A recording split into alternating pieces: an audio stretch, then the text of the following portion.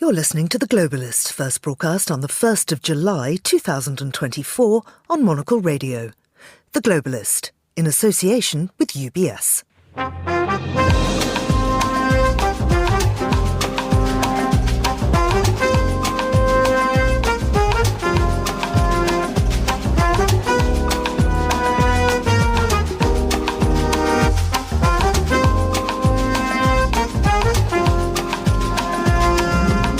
Hello, this is The Globalist, broadcasting to you live from Midori House in London. I'm Georgina Godwin. On the show ahead... Mes chers compatriotes, la démocratie a parlé et les Français ont placé le Rassemblement national et ses alliés en tête et ont pratiquement effacé le bloc macroniste. Marine Le Pen there hailing the unprecedented and historic exit poll results in the first round of the French legislative elections, as the far-right National Rally and its allies are estimated to have won 34% of votes, easily beating Emmanuel Macron's party. We'll cross to Paris for analysis of how this happened and what comes next. Taiwan has warned its citizens not to travel to China on pain of death. Beijing has brought in new rules that stipulate harsh penalties, including execution, for Taiwanese separatists. We'll be in Taipei to unpick this. Meanwhile, in Busan, in South Korea, the city itself is facing death as it becomes the first metropolitan area to be officially in a phase of extinction, according to a new report. We'll look at how a super-aging population and low birth rates are fueling the crisis. We'll have a roundup of the stories making news in the Middle East and North Africa, and then... I don't walk as easy as I used to. I don't speak as smoothly as I used to. I don't debate as well as I used to. But I know what I do know. I know how to tell the truth. After his meandering performance in the US presidential debate with Donald Trump, will Joe Biden step aside for a younger Democrat contender? We'll explore the options. And we'll end where we began, with analysis from our own foreign editor on the global impact of the changing face of politics in France. That's all ahead here on The Globalist, live from London.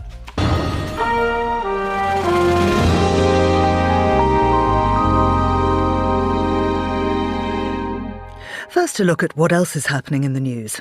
On Sunday, Israeli forces advanced further into northern Gaza and also pushed deeper into western and central Rafah in the south, killing at least 6 Palestinians and destroying several homes. South African President Cyril Ramaphosa appointed former opposition leader John Steenhuisen as Minister of Agriculture on Sunday, bringing the Democratic Alliance and other parties into his new coalition cabinet, following weeks of protracted and at times acrimonious negotiations. And the US Justice Department will criminally charge Boeing with fraud over 2 fatal crashes and ask the plane maker to plead guilty or face trial.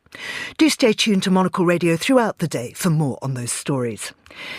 Now, France voted in the first round of the snap legislative election yesterday, called by Emmanuel Macron after his party's poor show in the European parliamentary polls. There was a record turnout, with the National Rally coming in top as expected. Florence Biedermann is a political analyst and a former news editor for AFP, and Alexandre Kouchner is a journalist and political analyst. They both join me now from Paris. Good morning to you both. I expect you haven't slept a great deal tonight. It's great to have you with us. Florence, I wonder if I could just start by asking how the results break down so far, because obviously it's a strong but not completely decisive lead for the RN. No, you're right. But as you said, it's an historical win for the National Rally with some 10 million French. The estimate still vary between 10 and 12. Like, you should underline that it's really still provisory. It's not the definitive results. But the far right gets some 33% of the votes. Followed by the Left Alliance with some 28%, again 28, 27. And then comes third, the party Renew of Emmanuel Macron, who obviously lost in his gamble in calling this snap election for clarification. Or let's say the clarification was not obviously in his favor. Alex, how did France get to this point? Why is France turning to the right, and can it be arrested in the next round? Well, what you saw happening is sort of a perfect storm, if you wish. First, you have to acknowledge the fact that Marine Le Pen has managed to transform the image of her party and that it's no longer rebuking the French voters. The second, and it was just told, is that Emmanuel Macron bears a huge responsibility in the situation we're facing now, because he called for a snap election, taking everyone by surprise, and he called for a snap election in a period in which his party was in no position to actually gain any grounds. Now, what matters right now is what's going to happen in a week, is who gets to 289 MPs, because that's the threshold for an absolute majority. And the question now is, can the National Far-Right Party actually get to that threshold? And should they do it, it would be actually unseen in the history of the Fifth Republic. We would have to go back to Vichy regime to see a far-right party ahead in France. But I mean, depending then on the final numbers, Florence, who is willing to ally with the RN if they don't make the majority? Well, actually, they don't have any kind of other ally.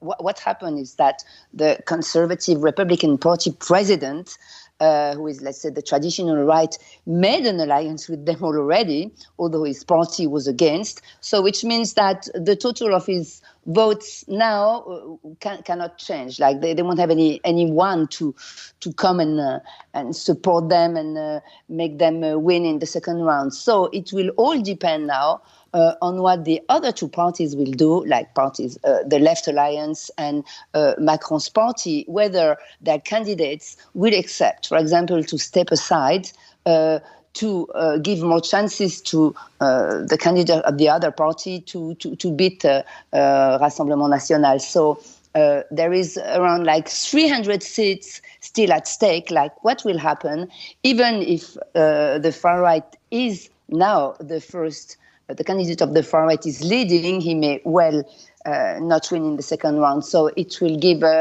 probably a different picture of how the National Assembly is going to look like. You could say most analysts actually bet on the fact that the outcome would most likely be a hung parliament so far, but let's wait and see. So, Alex, I wonder how this affects security and other plans, like, for instance, the Olympics. Well, technically, all these events, and especially the Olympics, have been, prepared for years. And so normally everything should be going according to plan. Security is in place. The Olympics are not per se organized by the government themselves. But what's true is that it's creating instability at a national and international level at a moment where we should be welcoming the world. And one has to wonder again, what went through Emmanuel Macron's mind.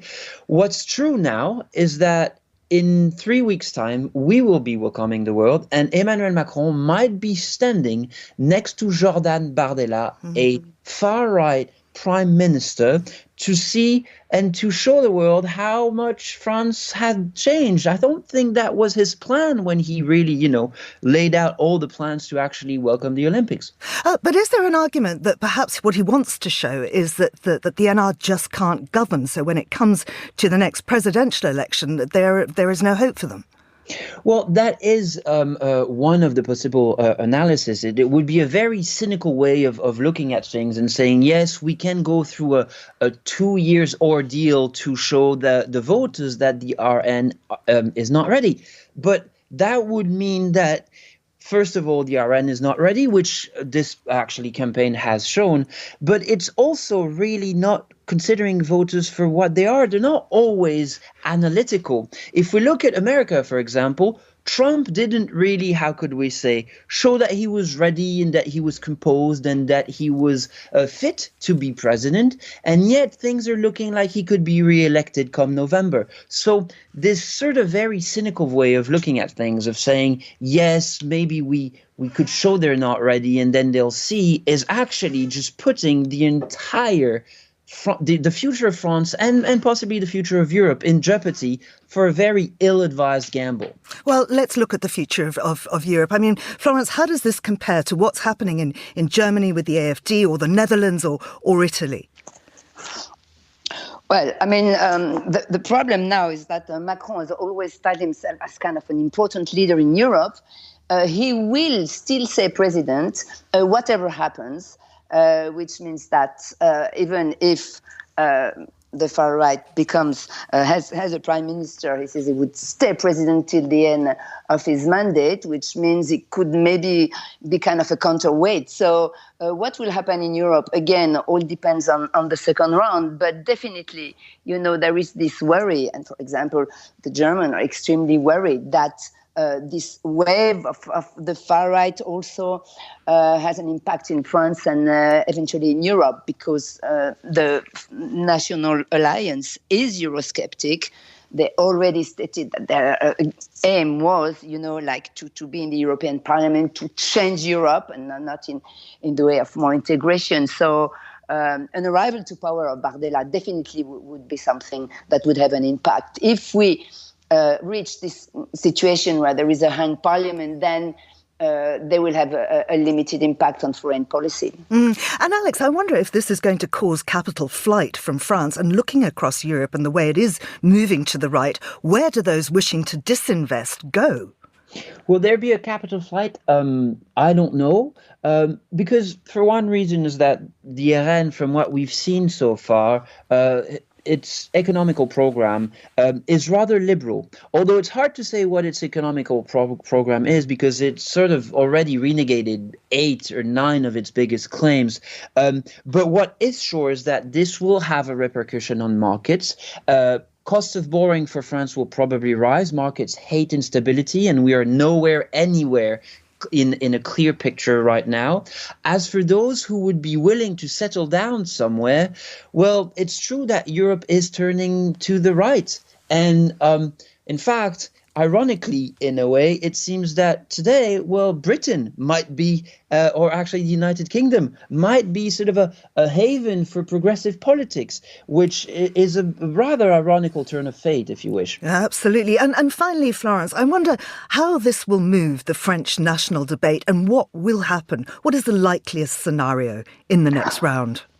Well, unfortunately, the likeliest scenario, if there is a hung parliament, will be the fact that 3 blocs are coexisting in parliament but not talking to each other. I mean, Macron had the hope, or maybe still has the hope, of forming kind of a coalition of the Republicans, of the Democrats, but there has been such a polarization during the campaign, of Renew, his party, fighting against also the extreme left party, La France Insoumise, who is part of the Left Alliance, saying they are not Republican, they are just like the Rassemblement National. So you don't see now how those 3 blocs will be able to make alliance and govern together. Florence Biedermann, thank you. It's big uncertainty. Sorry. Thank you very much indeed. That's Florence Biedermann and Alexandre Kouchner there. And we'll return to this story at the end of the programme to hear the opinion from our own foreign editor. This is The Globalist.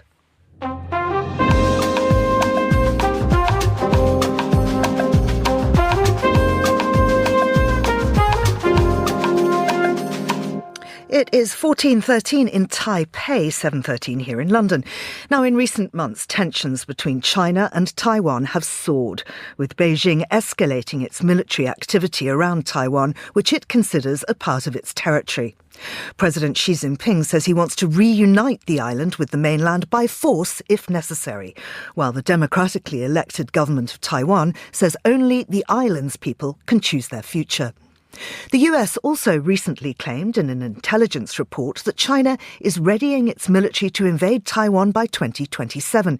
And now Taiwan has issued a travel advisory notice to citizens, urging its people not to go to China unless absolutely necessary, as new legal guidelines from Beijing threaten prosecution and, in extreme cases, the death penalty for Taiwan independent separatists.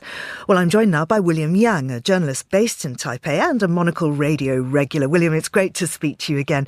Can you unpick exactly what the new Chinese legal guidelines say?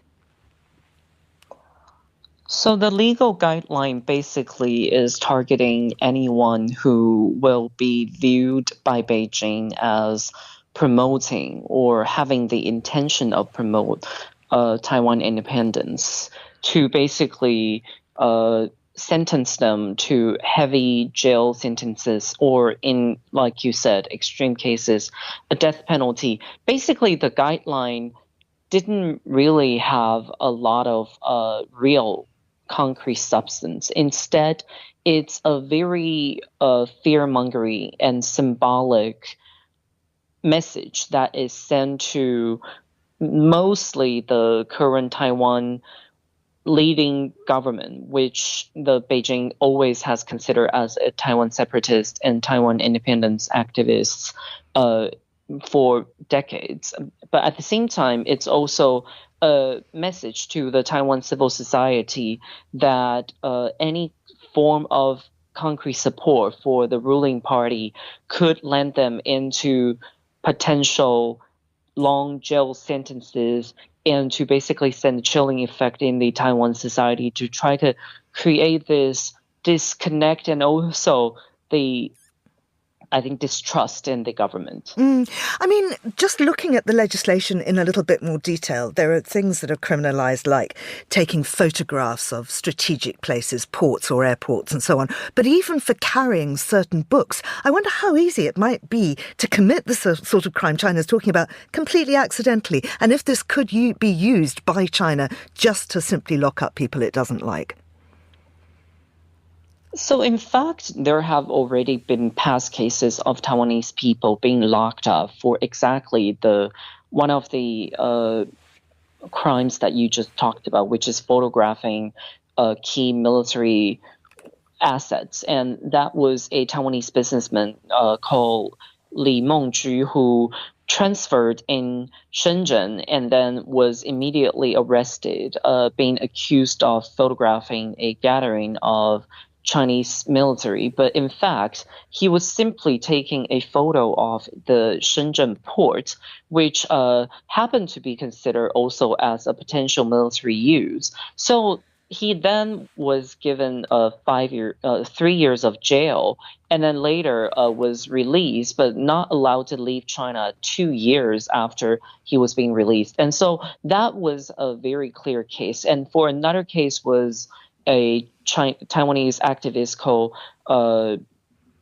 Li Mingzhe, who basically was also arrested and then sentenced under national security related crimes for basically having contact with Chinese people on the communication apps. And so I think these are past examples where the longest jail sentence is 5 years. But now I think they're trying to elevate the consequences of any kind of these potential behaviors, and the red lines are now becoming even less clear, but at the same time, the price that people will have to pay is higher. I wonder how much travel there actually is between Taiwan and China, and if those who are in the separatist camp are likely to make that journey anyway.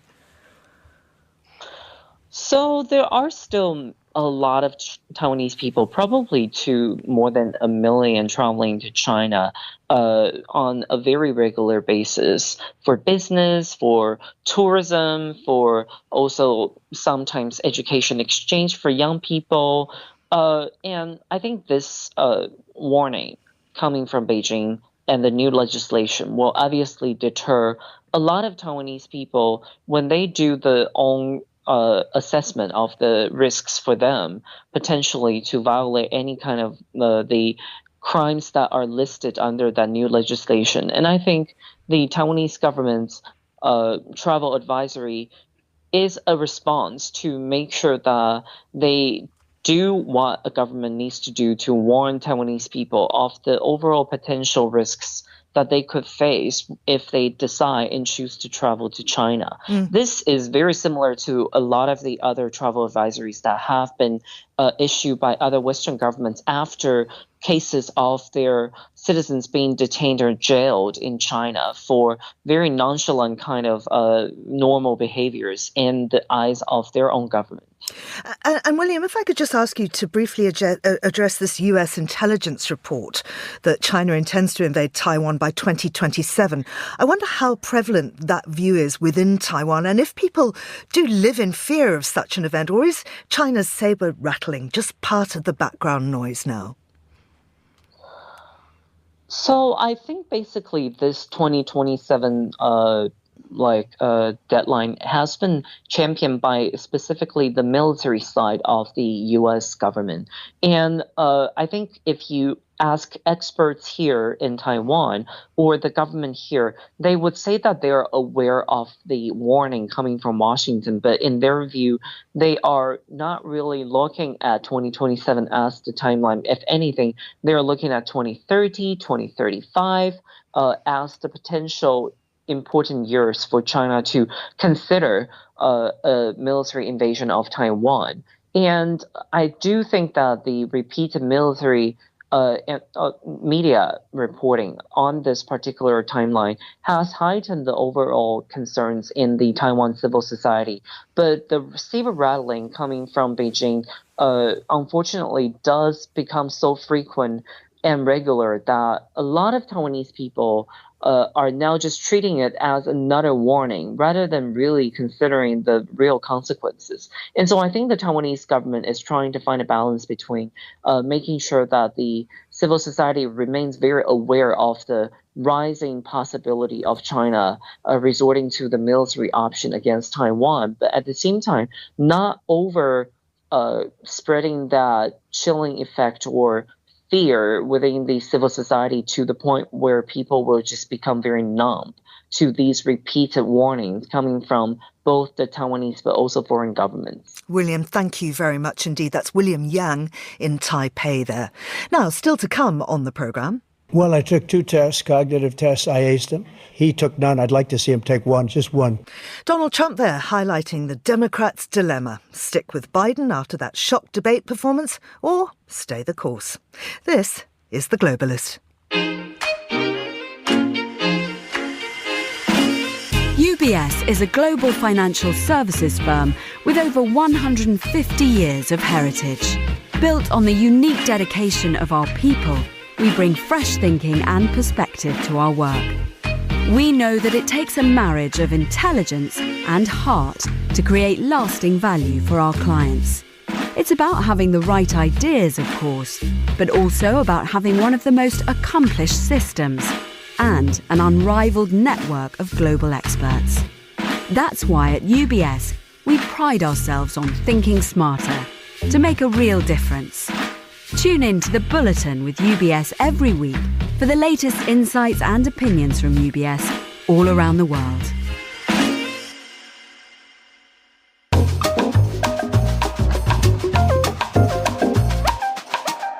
It's 7:22 in London. This is The Globalist on Monocle Radio, and I'm joined in our Midori House studio now by the author and political journalist Terry Stiastany. Good morning to you, Terry. Good morning. So much in the papers today. It is, let's start with France, because, of course, every country has its own take on what just happened there. Tell us what you've read. Well, yeah, it's interesting looking at the different reactions and how the press in different countries are responding to what happened in France. I mean, I think, in looking at the British press, it's just sort of the initial shock, I think, of the result that comes through. I mean, the headline on the front of the Times is French right humiliates Macron. The Daily Telegraph is going with Marine Le Pen's comment saying, I've wiped out Macron. And the FT, as you sort of expect from the FT, slightly more measured. Le Pen's far right defeats Macron in the first round of the snap election. So, pretty much on all the UK main broadsheet front pages, this is, the main story, which is quite surprising given that, the British election is only a couple of days away here. And it's interesting to look from Germany as well. The Frankfurter Allgemeine there, they've got a big picture of people protesting in France against the right. And their headline is talking to people in Paris who say, we're worried about the future of France. So quite different perspectives from obviously the French press, where they have already kind of seemed to absorb the shock of the initial results and are jumping straight ahead to what happens next. They're looking very much at the prospects for the second round. So Libération, which always has these very sort of dramatic headlines. So in French, it's après le choc, faire bloc. So after the shock, make a bloc, have the other parties unite against the right. Whereas Le Figaro and Le Monde are talking about, the next battle to come, what happens in the second round. The Figaro is describing it as the battle between Bardella and Mélenchon, very much looking at, how it goes now with the next contest and whether the other political parties can line up and try and unite, and whether that's going to be possible. Now, there are many comparisons being made with Germany and the rise of the AfD, but the Times has a big piece today saying that the German party, the AfD, was kicked out of Marine Le Pen's Identity and Democracy, the ID bloc, in the European Parliament. Just unpick that for us, will you? Yeah, this is quite interesting because I think, obviously when you look at European politics and the direction things are moving, certainly after the European elections, we tend to assume that parties on the right will act together, that they would act as a bloc as well. But it seems, according to this report, that Germany's AfD, which has got a party conference going on, they're basically fallen out with Marine Le Pen's Identity and Democracy group in the European Parliament, because Le Pen's party are seeing the AfD and some of the things that some of their spokespeople have said as too extreme, one after somebody defended the SS, for instance. And so they are now considering joining a new bloc, which Viktor Orban in Hungary has set up, which they're saying they hope will be the largest faction of right-wing forces in Europe. And it's kind of interesting that this seems to be a bit of a sort of central European bloc, if you like, that you could have the Austrian FPO joining this bloc, you could have some Czech right-wing parties, and so a kind of a central European far-right grouping, certainly within the European Parliament. So, it's not all one movement, although obviously a lot of these right-wing parties are quite strong. They're certainly got their own conflicts within those groups as well. Now, speaking to our previous guests, we were talking about where people would go if they don't want to live under a government that is leaning towards the right. And Alexandre Kouchner said that really the UK is looking like a viable prospect. That is, of course, because we go to the polls this weekend, and it's very likely that the Labour Party will win.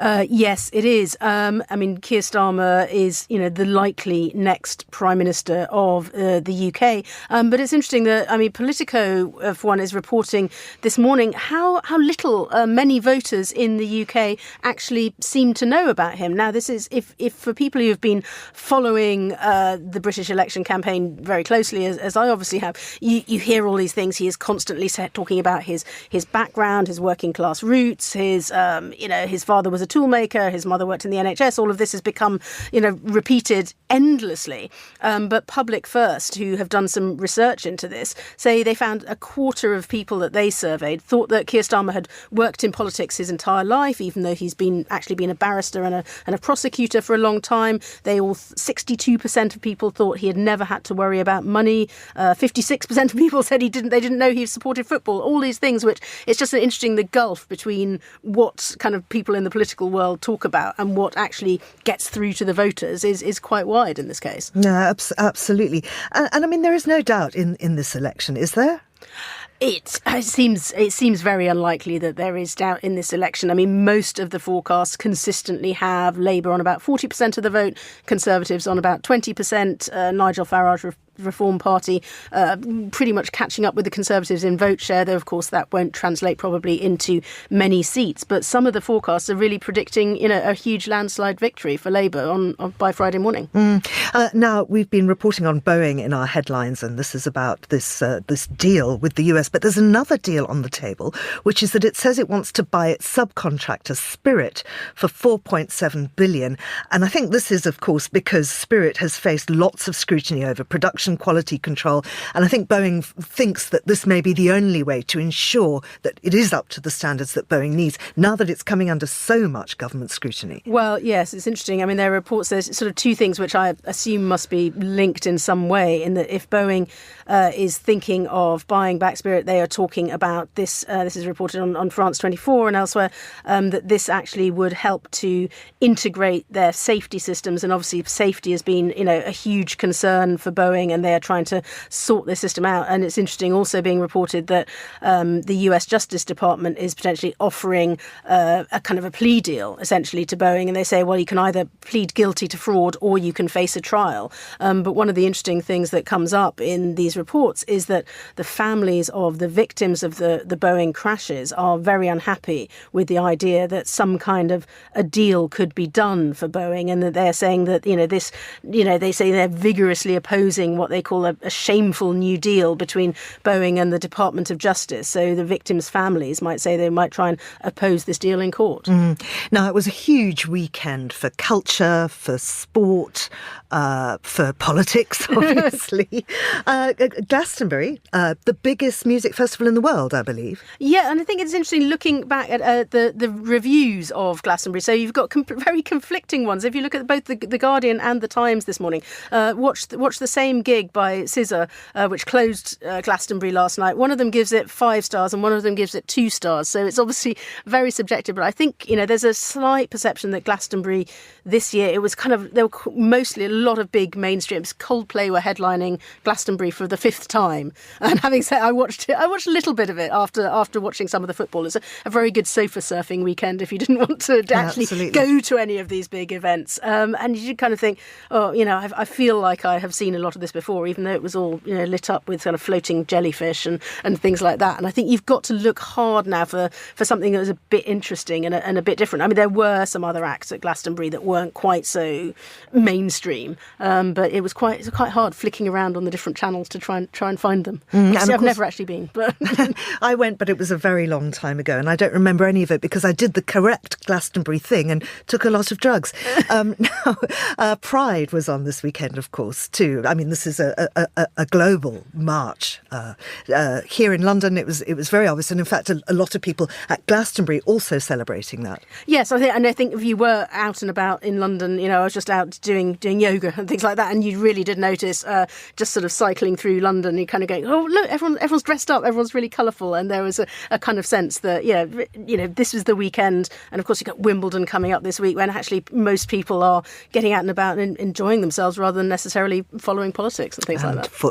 And football as well. Yeah, that was pretty dramatic. Don't normally follow it, but yeah, England scraped through and Italy went out, which is quite shocking. And I have to tell you that contrary to what it might seem like, the fact that I have a huge black eye didn't like to mention it. Doesn't mean that I had a party.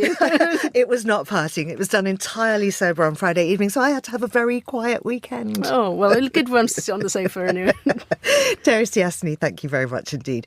Now, here's what else we're keeping an eye on today. On Sunday, Israeli forces advanced further into northern Gaza and also pushed deeper into western and central Rafah in the south, killing at least 6 Palestinians and destroying several homes, residents said. Arab mediators' efforts, backed by the United States, have stalled. Hamas says any deal must end the war and bring a full Israeli withdrawal from Gaza. Israel says it will accept only temporary pauses in the fighting until Hamas is eradicated. South African President Cyril Ramaphosa appointed former opposition leader John Steenhuisen as Minister of Agriculture on Sunday, bringing the Democratic Alliance and other parties into his new coalition cabinet, following weeks of protracted and at times acrimonious negotiations. Ramaphosa's African National Congress was forced to join forces with rival parties to stay in power after losing its majority for the first time in 3 decades in a May the 29th election. And the US Justice Department will criminally charge Boeing with fraud over 2 fatal crashes and ask the plane maker to plead guilty or face trial, 2 people familiar with the matter said on Sunday. The decision to move towards criminally charging Boeing deepens an ongoing crisis, exposing the company to additional financial ramifications and tougher government oversight. This is The Globalist. Stay tuned.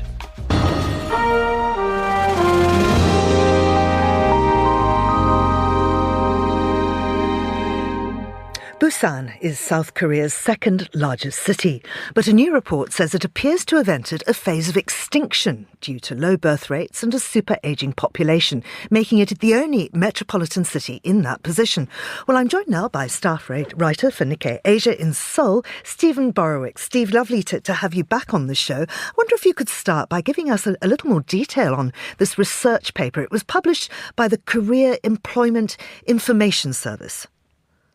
Yeah, it's parsing the composure of the population in Busan and the inflows and outflows of people, and it's drawing a conclusion that if present trends continue, they use the word extinction, which is a pretty strong and perhaps there's not like a firm consensus on what that means in this context and whether or not it's appropriate to apply here, but it's raising this flag as indicating that if things keep going as they are, Busan would face a kind of extinction and all of the grimness and pessimism that entails.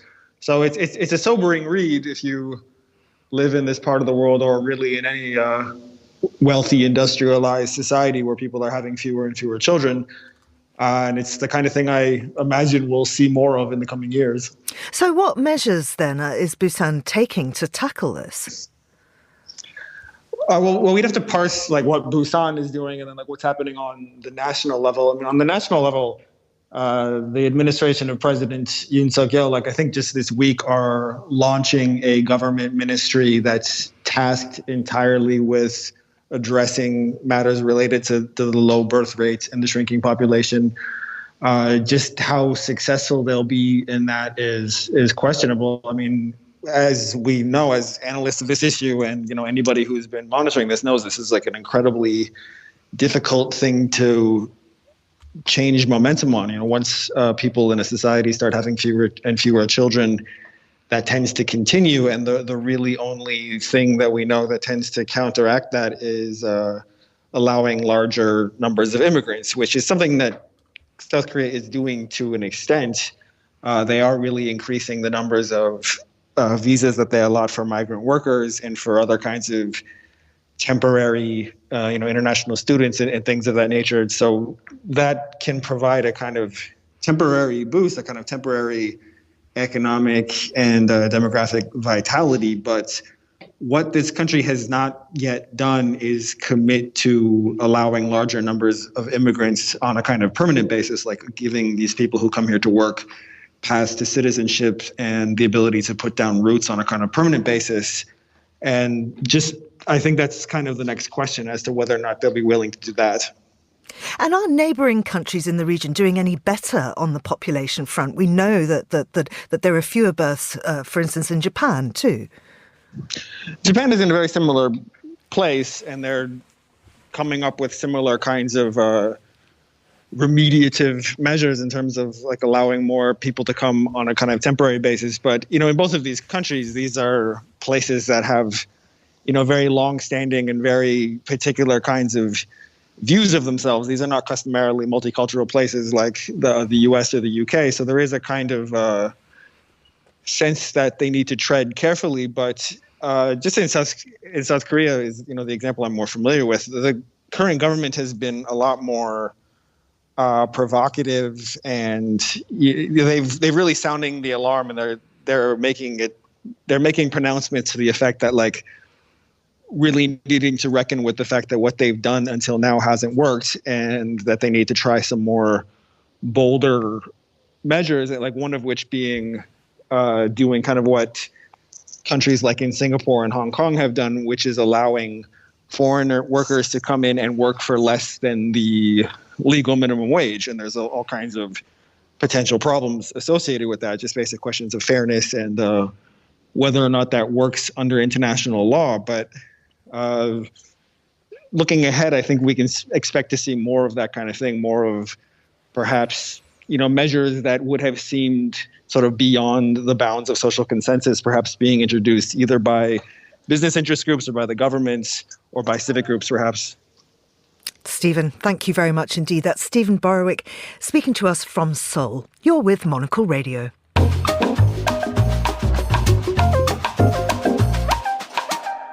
It's 9:38 in Istanbul, 8:38 in Zurich, and it's time for a roundup of stories from the Middle East and North Africa. Well, joining me is Ruth Michelson, who's a journalist and a Middle East correspondent. Ruth, lovely to have you back on the show. If we could start with Israel-Palestine. Of course, we've been reporting this renewed push in our headlines, but we're now also looking at diplomats trying to stop the conflict spreading to Lebanon. Tell us more. That's right. So a bit of coverage from the AP about how American, European and mediators from across the Arab world are trying to stop the war spreading into a conflict between Hezbollah and the Israeli military. There's some mention both there and Haaretz of the idea that this exchange of fire that has escalated recently has leveled off a little bit in the past week, but at the same time, the political rhetoric is really at a high. This mention that the Iranian mission to the UN said on Saturday that there would be an obliterating war if things got worse. And then the Israeli foreign minister, Israel Katz, who's normally quite a presence on Twitter, responded by saying that Israel would move against Hezbollah with full force unless things scale down. And we're also looking at thousands of ultra-Orthodox Jews who took to the streets of Jerusalem on Sunday. What are they protesting against? So that is a protest against a landmark ruling in the Israeli Supreme Court, basically saying that ultra-Orthodox men should serve in the Israeli military. And this has been something of a difficult public discussion in Israel. The Israeli military wants to insist that they serve, and this has sparked more protests.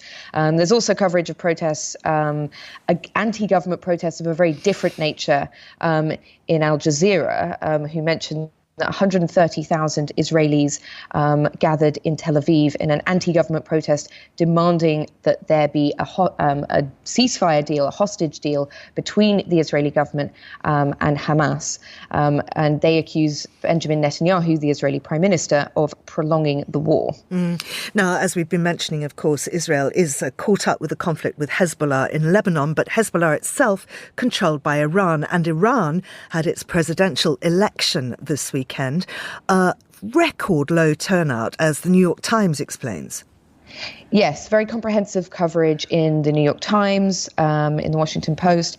The AP mentioning that it was only about a 40% turnout. They mentioned that more than 60% of voters did not cast a ballot at all, and that now we are seeing a runoff next week between the reformist Masoud Pezeshkian against a hardliner called Saeed Jalili. But as the New York Times covers quite extensively, there are lots of Iranians who just haven't felt inspired to come out because they basically say the candidates are all the same. And they even speak to someone who's working on the campaign of the reformist candidate who says, you know, we have to be strategic to get voters out. And then he said, people think that there is no difference between us and the conservatives. Let's go to Sudan. I mean, this is one of the forgotten conflicts of the world. It doesn't come up as much as it really should. The paramilitary RSF forces have captured a key state capital in the southeast of the country. We knew that this was coming. It has happened now. Tell us the detail here. Right, some absolutely terrifying details coming out of Singa, which is a state capital. As the AP points out, about 200 miles southeast of the capital, Khartoum, is captured by the Rapid Support Forces. And as also pointed out by ABC, you know, this is a key area that is quite on the way to other areas like Port Sudan, where there is an aid, you know, that's the center of the aid response. And so, you know, as Voice of America has this, which is basically saying that this latest victory by the RSF, this paramilitary force that is absolutely, that has been accused of committing war crimes in Darfur, this latest victory means that they are basically, in their words, tightening the noose around Port Sudan, this key city on the Red Sea, which is the base of the Sudanese army, the Sudanese government, and now are the base of all UN agencies trying to direct an aid response to a country that, as you point out, is desperately suffering and on the brink of famine. Let's finally have a look at Istanbul. Now, we were mentioning earlier that it was Pride weekend, and LGBTQ protesters in Istanbul have defied police by holding a Pride march far from the lockdown centre of the city. Tell us more. Yes, so I live quite close to Taksim Square, which saw a complete lockdown yesterday, police absolutely everywhere. And some mention, for example, in the local outlet Duvar, mentioning that the Istanbul governor released a helpful press statement saying that the organisers of various illegal groups were having a protest and that this is all banned. And as they point out, the Turkish Penal Code doesn't criminalise being LGBTQIA, and so it's not clear which groups the governor was referring to. But either way, the Pride March has basically circumvented or tricked the police by holding a march in an entirely different area in the city, as covered by AP. So a small group, about 100 people, gathered in a neighbourhood across town, waved rainbow flags, read a statement, and before quickly dispersing when police arrived, and also posting on social media about what for them is considered a victory against some really awful repression of a march. Ruth, thank you very much indeed. That's Ruth Michelson speaking to us from her home in Istanbul. And this is The Globalist on Monocle Radio. UBS has over 900 investment analysts from over 100 different countries. Over 900 of the sharpest minds and freshest thinkers in the world of finance today. To find out how we could help you, contact us at ubs.com.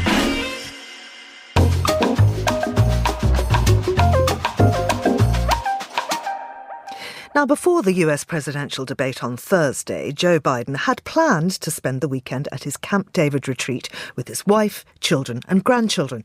But after what many are saying was a disastrous performance by the president, will this now be less of a multi-generational holiday and more of a chance to discuss the future of his re-election campaign with his family? Well, joining us now is Scott Lucas, adjunct professor at the Clinton Institute at the University College Dublin. Scott, as ever, it's always great to have your very informed take on the politics of the US. Are we just buying into the Trump narrative that Biden is old and infirm, or is this now a widely held position?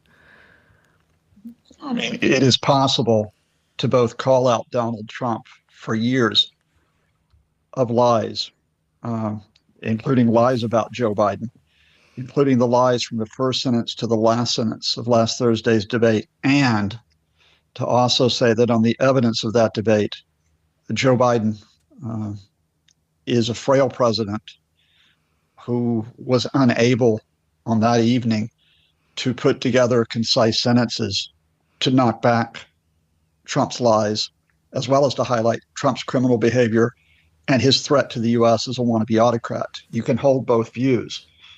And that's where we are right now, is that I've said repeatedly in interviews over the last few days, and I'm saying it seriously, not as a just a catchphrase, pray for America. Because what you do have is a frail president versus a man who simply is not fit morally, legally, or politically to hold the office. So what happens then if Biden insists on running? Could he be forced to step down by his own party? What are the mechanics of that? And is it really up to his wife, Dr. Jill Biden? Is she the one person who might be able to convince him not to run? I think you started off with the introduction perfectly, Georgina, because you brought together the fact that this was a family, gathering at Camp David in Maryland over the weekend with what is now a political crisis, because Joe Biden is key. Joe Biden is key because, of course, Joe Biden is devoted to her. They're a couple that have long supported each other. She's an extremely sharp woman. And, if she's probably the one person who, if he said to Joe Biden, you need to stand down, he will stand down. If she doesn't say that to him, I don't think Biden will willingly step aside for another candidate. I think he's too proud. I think he still thinks he can defeat Donald Trump. And let's be honest, he doesn't want to admit that he doesn't quite have it to make it through another 4 months in the campaign.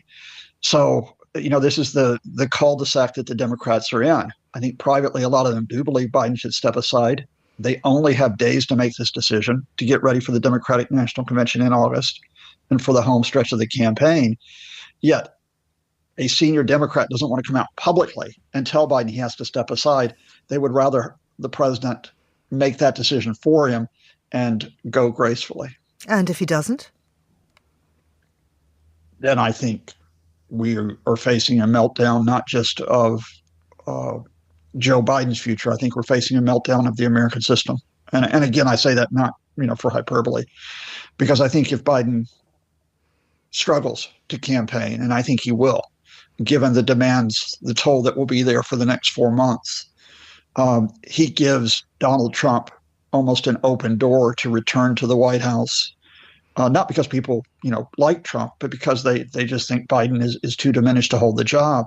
And if Donald Trump walks into the White House, this man who is a convicted felon, who is a sex abuser, a fraudster, a serial liar, and who tried to hold office illegally in an attempted coup in 2021, will come in legally in 2025, promising on day one to be a dictator going after his political enemies. But are we certain that Trump will definitely run for the Republicans? I mean, there are still many problems surrounding his candidacy. Well, Trump's going to run. You know that Trump is never going to stand aside from running, and legally, there's no way to block him from running, because even a convicted felon can run for president. There's nothing in the U.S. Constitution that disqualifies him from doing that. Whether a convicted felon can serve as president, having been elected, that's a different question we'll face next January. But no, the fact is that the Republicans, even though a lot of the Republican leadership don't like Donald Trump, they do think Donald Trump's a threat. They simply have bowed down and kissed the ring for their own political futures. So whatever happens to Joe Biden, rest assured, that man who is a threat to America will be there on the Republican side in that Tuesday election in November. And so finally, Scott, if Biden says that he's going to cling on, what is the timeline for Democrats getting it together and making sure that he doesn't?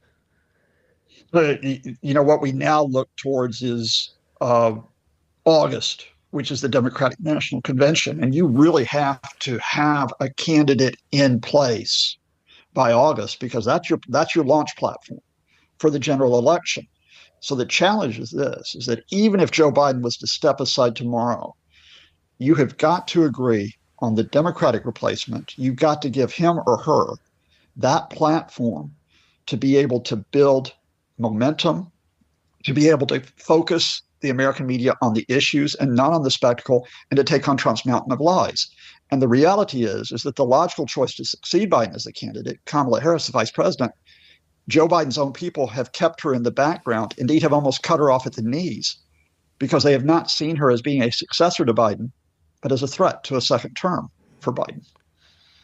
Scott, thank you very much indeed. That's Scott Lucas there. You're listening to The Globalist on Monocle Radio.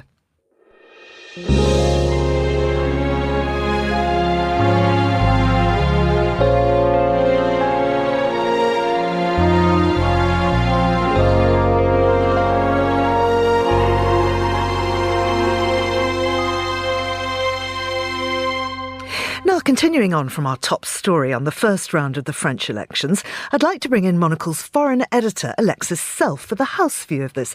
Now, Alexis, I know that you've just returned from Paris, where we've set up a bureau, and I wonder how that trip was for you. How did you find the mood on the street? What were the C-suite guests from the world of fashion and media, from luxury, business and finance, saying at the various events that Monocle hosted? Good morning, Georgina. Well, I think most Parisians will be, if not shocked this morning, then dejected. I don't think the French capital is RN's stronghold. Of course, I was in Paris before this snap poll had been called, and the reason I was mostly there was to report a story for our Paris newspaper, which was on this publication started by three young journalists called Le Grand Continent, which focuses on Europe and European geopolitics. Now, this was founded by a Frenchman, an Italian and a Romanian, and all of them said to me that for young people, the idea of Europe, maybe not of Brussels, but of Europe as a unified identity and a political force in the modern world was an overwhelmingly positive thing, and that Paris, in a sense, was a kind of centre of that idea. So I think for young people in Paris and for Parisians more generally, whether in the worlds of fashion or design or the media even, I think it's important not to get too over-dramatic or melodramatic about this result. We've got the second round this Sunday. And I think this doesn't represent an anomaly, really, in Europe or the Western world. Yeah. And where we have seen the far right come into power or have success, things haven't changed massively. So I don't think people will be panicking too much. Perhaps on the political side of things, we're seeing this kind of frantic horse trading happening now in order to try and block the RN in certain constituencies.